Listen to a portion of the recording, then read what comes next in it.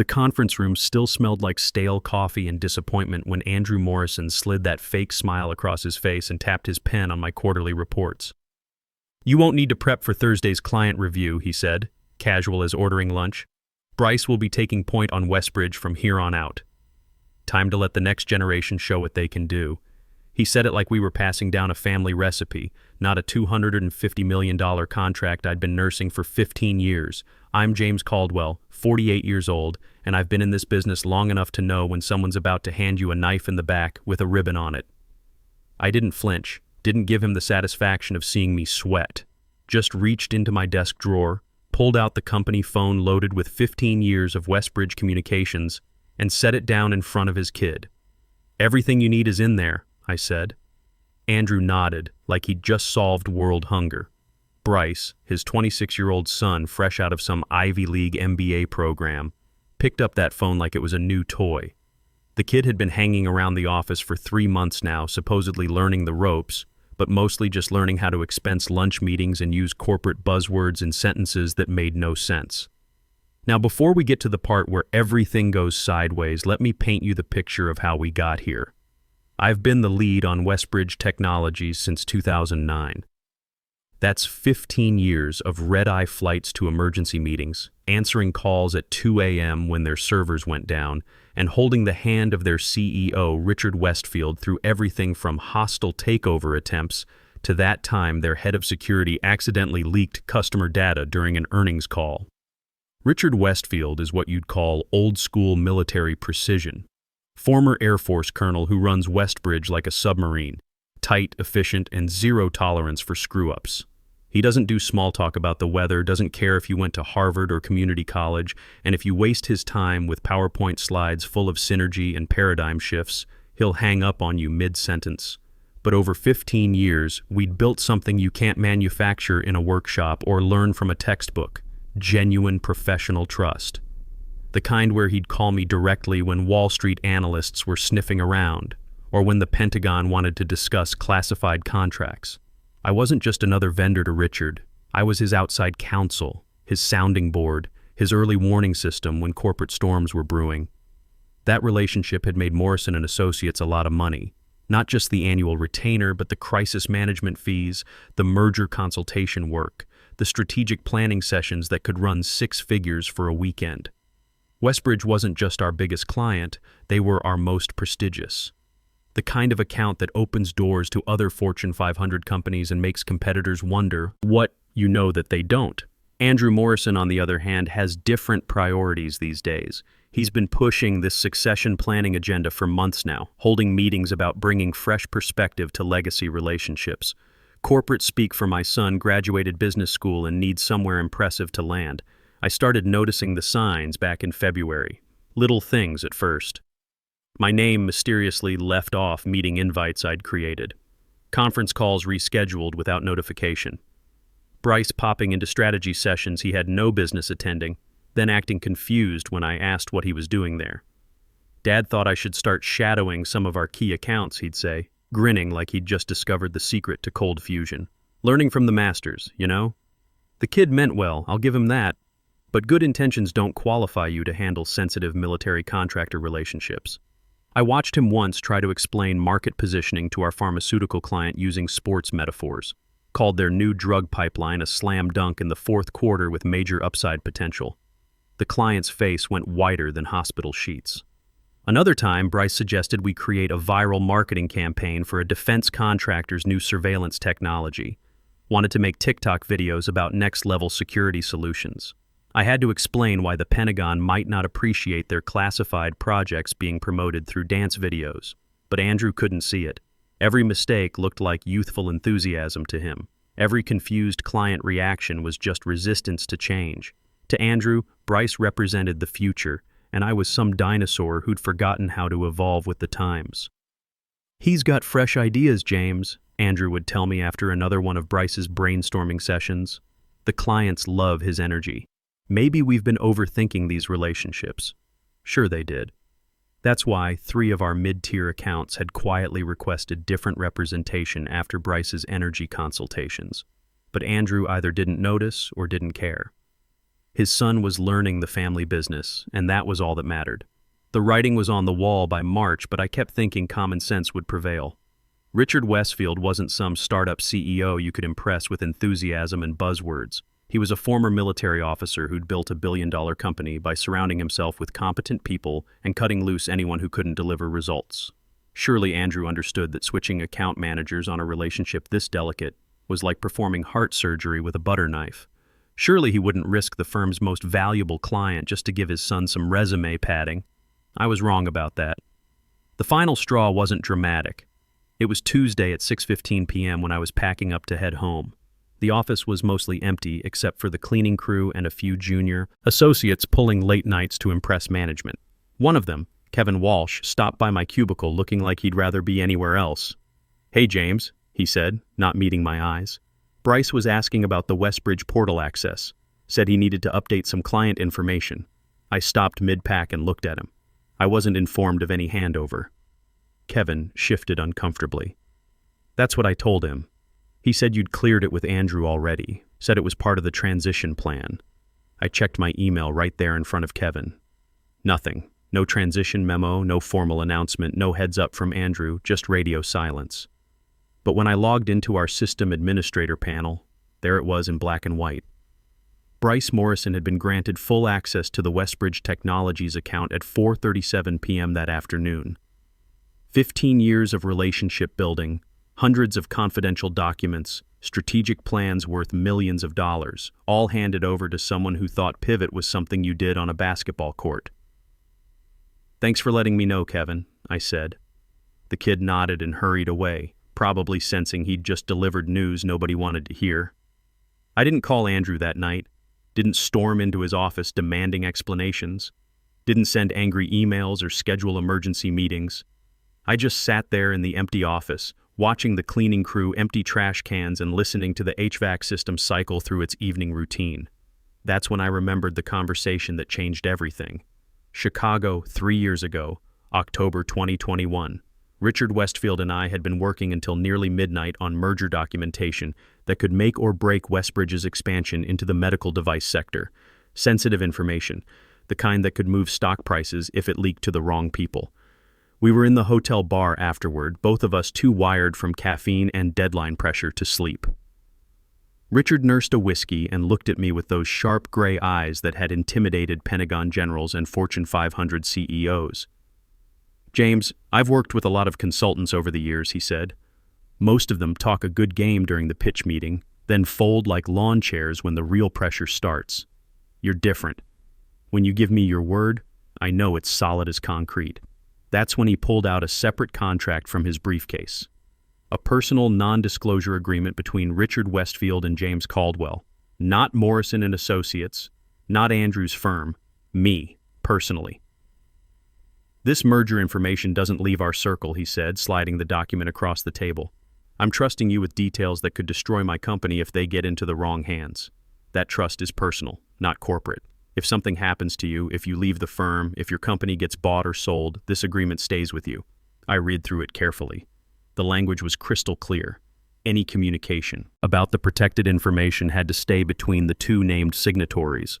No exceptions, no corporate overrides, no passing it down the chain of command. Section 3A was particularly explicit. Contact by unauthorized third parties constitutes immediate breach and nullifies all related agreements. I signed it without hesitation. So did he. We shook hands, finished our drinks, and never talked about it again. But that piece of paper had been sitting in my personal files for 3 years, waiting for exactly this moment. Now, sitting in my darkened office on a Tuesday evening, I realized Andrew had just made the biggest mistake of his career. He'd handed Westbridge access to his son without checking what legal landmines might be buried in the relationship. Wednesday morning came with its usual routine of coffee, traffic, and fluorescent office lighting, but something fundamental had shifted. I wasn't angry anymore. Anger is hot and impulsive and makes you do stupid things. What I felt was something colder and more calculating. Curiosity, maybe. Professional interest in watching inexperience collide with consequence. I didn't log into the Westbridge portal that morning, didn't check their communications or review pending deliverables. Bryce was the lead now, which meant everything that happened next was his responsibility. I just caught up on other accounts, returned calls from smaller clients, and waited. At 10:23 a.m., my email pinged with a new message in the shared client folder. Subject line, "Hey Richard, exciting partnership ahead." I read it once, blinked, then read it again to make sure I wasn't hallucinating. "Hey Richard, hope you're having an amazing week. I'm Bryce Morrison, your new point of contact here at Morrison & Associates. Super excited to be working with such an innovative leader. I've been following Westbridge's journey and I'm totally inspired by your vision. Can we grab a virtual coffee next week to sync up on some fresh ideas? Maybe we can explore some next-level synergies. Looking forward to taking our partnership to new heights. Can't wait to collaborate." The email was signed with 3 exclamation points, a smiley face emoji, and Bryce's new title, Senior Partnership Development Specialist. I had to read that title twice.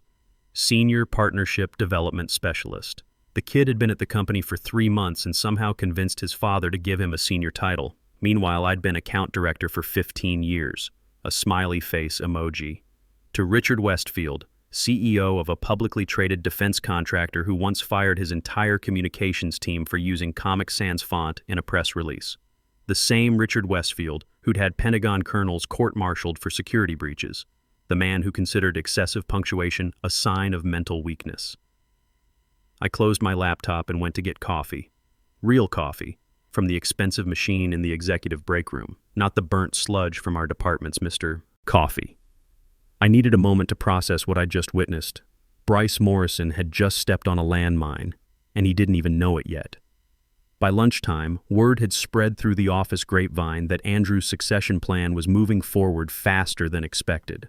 The man himself was holding court in the executive dining area, talking to anyone who'd listen about how smoothly the transition was progressing. "Bryce is already connecting with our key stakeholders," Andrew announced to a table full of junior partners and department heads. "Natural relationship builder, just like his old man. He's got that fresh perspective our clients have been asking for." I almost choked on my sandwich. Fresh perspective. Right. "The kid's got vision," Andrew continued, warming to his theme. "He's not stuck in old patterns like some people. He sees opportunities where others see obstacles." I caught the sideways glance he threw in my direction. Message received, loud and clear. That afternoon, I did something I hadn't done in months. I pulled up the Chicago NDA and read through it again. Not because I needed to review the terms, but because sometimes you need to see the words on paper to believe they're real. Section 3A was right there in black and white, as clear as a court order. All communications regarding protected information shall remain exclusively between the named signatories. Contact by unauthorized parties constitutes immediate breach and nullifies all related agreements. No wiggle room, no corporate override clause. No, unless your boss's son really wants to make a good impression on the CEO. I closed the file and went back to my other work. The dominoes were already falling. All I had to do was wait for them to finish hitting the ground. Thursday morning rolled around like any other day in the office. Coffee brewing in the break room, junior associates scrambling to look busy, the usual hum of keyboards and conference calls echoing through the halls. But underneath all that normalcy, something had shifted. Not in the building, in me. I wasn't checking Westbridge communications anymore. That was Bryce's job now. I wasn't monitoring their project timelines or reviewing their quarterly reports. I wasn't even thinking about the pending contract renewals that usually kept me up at night. For the first time in 15 years, Westbridge Technologies wasn't my problem. It was liberating in a way I hadn't expected. I spent Thursday morning catching up on accounts I'd been neglecting. Returned calls to 3 pharmaceutical companies who'd been trying to schedule strategy sessions for weeks. Reviewed proposals for an aerospace contractor in Denver who wanted help with their Pentagon relationships. Good, solid work that reminded me why I'd gotten into this business in the first place. At 11:47 a.m., my phone buzzed with a text message. Unknown number, but the message was short and unmistakable. "James, call me immediately. R. Westfield." I didn't call immediately. I finished reviewing the Denver proposal, made notes for my follow-up call, then walked down the hall to grab coffee from the good machine. Sometimes, the most important conversations require proper preparation. When I finally dialed Richard's number, he picked up before the first ring finished. "James." His voice was flat, controlled. but I'd known him long enough to hear the steel underneath. I received an interesting email yesterday from someone claiming to be my new point of contact. Want to explain what that's about? I could have played dumb, could have acted surprised or claimed I didn't know what he was talking about. But Richard Westfield didn't waste time on games, and neither did I. That would be Andrew Morrison's son, I said. I was removed from your account Tuesday without prior notice. Were you consulted about our personal agreement? No, sir. The NDA transfer was never discussed. The pause that followed lasted long enough for me to hear traffic in the background on his end. When Richard spoke again, his voice had dropped to the tone he usually reserved for firing executives. James, you know what this means. Yes, sir, I do. Good. There's going to be a conference call Monday at 9 a.m. You'll want to be there. The line went dead. No goodbye, no small talk, no explanation of what was coming. Richard Westfield had said everything he needed to say in 30 seconds. Friday passed in a strange kind of suspended animation. Andrew spent most of the day in back-to-back meetings with the finance team, probably planning how to spend the Westbridge Renewal Commission. Bryce bounced around the office like a golden retriever who'd just learned his name, telling anyone who'd listen about his vision for modernizing client relationships. The key is authentic engagement, I heard him explaining to one of our junior associates. You have to meet clients where they are, not where you think they should be. Richard Westfield seems like a really genuine guy. I think we're going to build something special together. I didn't warn him, didn't suggest he might want to research Richard's background before their next communication.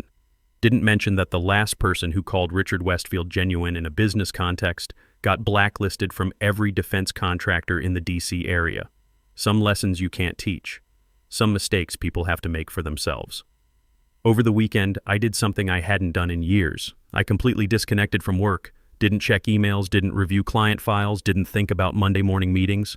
Instead, I went fishing at a lake about an hour outside the city, sat in a boat for 6 hours, and caught exactly nothing. It was perfect. Monday morning came with the kind of calendar invite that makes corporate executives break out in cold sweats. Subject: Westbridge Contract Review. Urgent compliance matter. Attendees included Andrew Morrison, Bryce Morrison, our head of legal Patricia Wells, myself, and a conference line for Richard Westfield.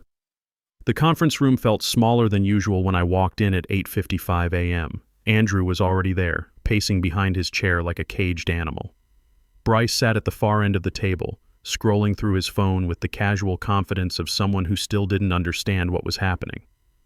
Patricia had 3 thick legal binders spread in front of her and was wearing the expression lawyers get when they're about to deliver very expensive bad news. Nobody was making eye contact. Nobody was making small talk. The silence felt like the moment before a demolition when everyone's waiting for the dynamite to go off. At exactly 9 o'clock a.m., the conference phone crackled to life.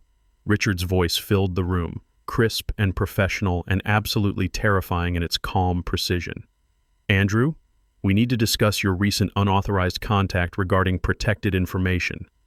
Andrew's face went 3 shades paler. He cleared his throat and tried to project confidence he clearly didn't feel. Richard, if this is about the transition, I can explain the reasoning behind. The transition violated a standing NDA between Westbridge Technologies and James Caldwell. Specifically, a personal agreement signed in October 2021 regarding confidential merger documentation. The temperature in the room seemed to drop 10 degrees. Patricia's pen stopped moving across her legal pad. Bryce looked up from his phone for the first time all morning, confusion spreading across his face like spilled coffee. I don't understand, Bryce said, his voice cracking slightly. Dad said this was just a normal account handover. I was just trying to introduce myself and build rapport. Your father was incorrect, Richard replied. The agreement explicitly states that communications about protected merger information must remain between the original signatories. Your contact yesterday constituted a direct breach of contract. Andrew found his voice, though it sounded like he was speaking through gravel. Richard, surely we can work something out. Bryce didn't know about any special arrangements. This is just a misunderstanding between professionals. Ignorance of contract terms isn't a defense in business law, Andrew. The breach has occurred. The damage is done. Patricia was frantically flipping through her legal files, looking for something that might salvage the situation. She found nothing useful, because there was nothing to find. Per Section 7 of our agreement, Richard continued, his voice as final as a judge's gavel, Westbridge Technologies is terminating our engagement with Morrison & Associates effective immediately. All work product, strategic documents, and ongoing projects are to cease as of this conversation. The words hit the conference room like a wrecking ball through plate glass. $250 million. Gone. 15 years of relationship building finished. The biggest client in the firm's history, walking away because someone's son wanted to send a friendly email with emoji. Bryce looked like someone had just explained calculus to him in ancient Greek. His mouth opened and closed a few times, but no words came out. Andrew slumped forward in his chair like all the air had been let out of him. Richard, Andrew tried one last time, his voice barely above a whisper. This seems like a disproportionate response to a simple communication error. We've had a business relationship for 15 years. Surely that counts for something. We had a relationship with James Caldwell for 15 years, Richard corrected. Your firm was just the billing address, and that relationship was protected by a legally binding agreement that you chose to ignore. Patricia finally spoke up, her lawyer instincts kicking in despite the hopelessness of the situation. Mr. Westfield, perhaps we could discuss alternative arrangements, some form of remediation that would allow us to continue working together. Ms. Wells, Richard's voice carried the patience of someone explaining basic math to a slow student. The merger documentation your firm had access to is now in SEC filing. Any premature disclosure could constitute securities fraud. The safest course for everyone involved is immediate cessation of all contact. Securities fraud. The words hung in the air like toxic gas. This wasn't just about losing a client anymore. This was about potential federal investigation, regulatory scrutiny, and the kind of legal problems that destroy careers and companies. Bryce finally found his voice, though it cracked like a teenager asking someone to prom. I didn't know about any merger stuff. I was just trying to be friendly. Can't we just explain that it was a mistake? The law doesn't recognize trying to be friendly as a defense against contract violations, Richard replied. Your email referenced taking our partnership to new heights and exploring next-level synergies. That language suggests knowledge of confidential strategic planning. I watched the blood drain from Bryce's face as he realized his own words were being used as evidence against him. Marketing buzzwords that sounded impressive in business school were now potential proof of insider trading. James, Richard's voice cut through the mounting panic. I want to thank you for maintaining your end of our agreement. My legal team will contact you directly about transition procedures and final documentation. Then the line went dead. Just like that. No dramatic speeches, no lengthy explanations, no opportunity for Andrew to negotiate or plead. Richard Westfield had said what he needed to say and hung up, leaving the rest of us to deal with the wreckage. The silence that followed was the most complete thing I'd ever experienced. You could hear the HVAC system cycling, the distant hum of traffic outside, the soft tick of the wall clock marking seconds that felt like hours. Andrew stared at the conference phone like it might ring again with better news. Patricia was scribbling notes furiously, probably calculating billable hours for the damage control that was coming. Bryce looked like he was about to throw up. Finally, Andrew spoke. His voice sounded like he'd been gargling gravel. This can't be legal. There has to be something we can challenge. Some way to get them back to the table. Patricia closed her legal pad with a soft snap. The NDA is ironclad, Andrew. Personal agreements supersede corporate arrangements. There's nothing to challenge here. But $250 million, Andrew said, the number seeming to stick in his throat. 15 years of relationship building. Our biggest client. There has to be something. There was something, I said quietly. Everyone turned to look at me like they'd forgotten I was in the room. It was called reading the contract before you made decisions about it. Andrew's face flushed red. James, this doesn't have to end your career here. We can work through this, find a way to rebuild. I stood up, straightened my tie, and picked up the folder I'd brought to the meeting. Andrew, some lessons are expensive. This one cost you $250 million and probably your son's career in client relations. Bryce looked up at me with something between panic and desperation. James, I'm sorry, I didn't know. If I'd known about the NDA, I never would have sent that email. Can't you call Richard back? Explain that it was just a misunderstanding? I looked at the kid for a long moment. 26 years old, Ivy League education, natural confidence that comes from never facing real consequences for anything. Part of me felt sorry for him. Most of me didn't. Bryce, I said. Richard Westfield doesn't do takebacks. When he makes a decision, it's final. You burned a bridge in one email that took me 15 years to build. And with that, I walked out. Not out of the building, but out of their story. I had one more stop to make. 20 minutes later, I was sitting in Andrew's corner office, placing my resignation letter on his desk. He read it twice, then looked up at me with eyes that suddenly looked much older than they had that morning. James, don't do this. We can fix this somehow. Bring in new clients, rebuild the portfolio. I need experienced people like you now more than ever. I sat down across from his desk, the same desk where he delivered his succession planning speech just a week ago. Andrew, you made it clear that experience wasn't what you valued. You wanted fresh perspective, remember? Energy. New ideas. I was wrong, he said simply. I made a mistake. Yes, you did. You made the mistake of thinking family loyalty was more important than professional competence. You made the mistake of assuming 15 years of relationship building was something you could hand off like a set of car keys. Andrew rubbed his temples like he was fighting off a migraine. What about Bryce? This is going to destroy him. No, I said, it's going to teach him. The question is whether he learns from it or spends the rest of his career blaming other people for his mistakes. I stood to leave, then paused at his office door. For what it's worth, Andrew, I didn't plan this. I didn't set a trap or orchestrate Richard's reaction. I just knew what would happen if someone violated that NDA, and I let it happen. Sometimes the best strategy is doing nothing and letting incompetence reveal itself. By 2 p.m., word had spread through the office like wildfire. Hushed conversations in break rooms, worried glances from junior associates, partners quietly updating their resumes. Losing a $250 million client doesn't happen quietly in a firm our size. By 4 p.m., my phone was ringing. Richard Westfield's assistant calling to discuss consulting opportunities. It seemed Richard still valued 15 years of relationship building, even if Morrison and Associates didn't.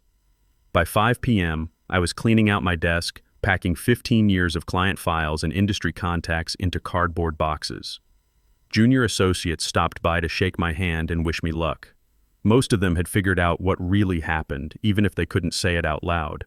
Andrew Morrison had chosen family over competence, nepotism over professionalism, short-term comfort over long-term success, and the market had delivered its verdict with mathematical precision. Some lessons are expensive. This one cost him everything that mattered. As I carried my last box out to the elevator, I felt something I hadn't experienced in months.